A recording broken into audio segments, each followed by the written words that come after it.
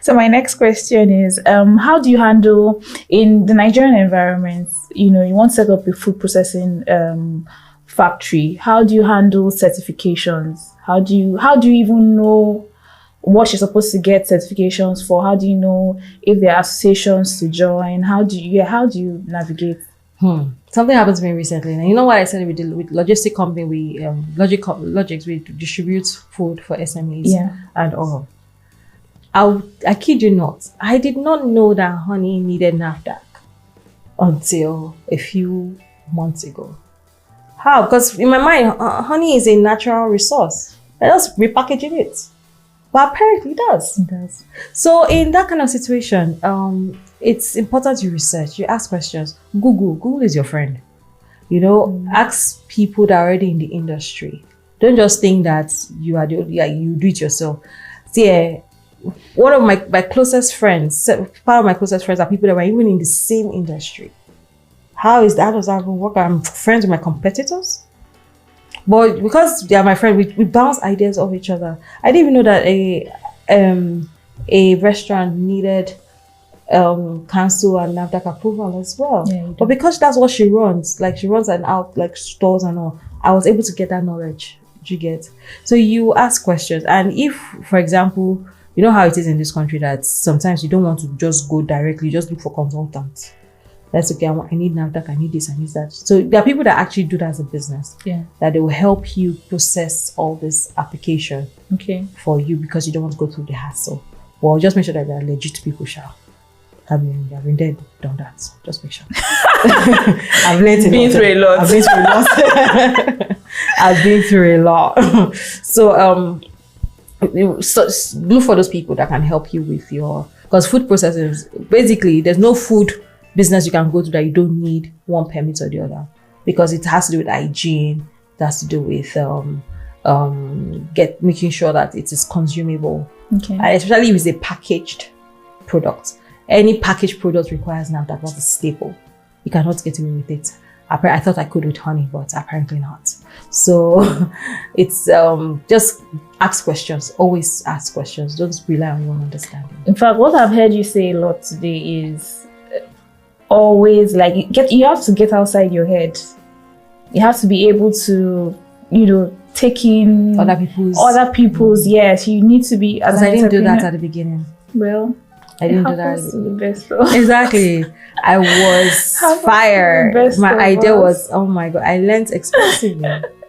So now that's part of the journey now. That's part of the journey. Now you have so many stories to tell. So it's part of it. I have a lot. It's part of the journey. You wouldn't be. You probably, if you didn't go through those things, you probably wouldn't, be here, because the mistakes just make you stronger. Yeah, stronger, and when you do it, then you do it better. Yes, exactly. So food distribution in Nigeria is, because the food industry is largely informal in Nigeria. So getting even when you have for SMEs, when they go into processing and all that, because it's one thing to produce, it's one thing to also get people to buy. You can't produce and consume your products yourself. So what would you say are the right channels, or would be, how can an entrepreneur determine the right channels to distribute their products? How can they get their products to market? First of all, it depends on the kind of product. Okay. Because it's like selling high-end product and you want to go and give distributor in markets. Like, distributors in market are not looking for high-end products to help you sell. Reason is because they want things that are cheap, that can move fast, that will not stay in their store. Okay. That they are supplying wholesalers and retailers that are coming to buy and it's going. So you have to determine your target markets. Where are your target market located? Where do they shop? How do they shop? What is their buying pattern? Is your target market on Instagram? Is it on TikTok? Is it on LinkedIn? You have to further determine that. Then that will guide you in knowing where to go and where to market your products. Okay, so finally, share your tips for sustaining a food business. Now saying something. I've been waiting. I've been waiting for this moment. Oh my goodness. So, I keep saying it and I'll say it again. Listen to people. Always listen to people. Have a focus group. Before you do anything, try and get people's idea, weigh the balance and do market research. Make sure that your product is in demand. Don't say I'll create a demand. That's so expensive. That's too expensive, especially if you don't have the financing for it. That's too expensive. I'm sure there's more. Well, right now, the one I wanted to say before, I'm trying to remember that I said I'll leave it for later.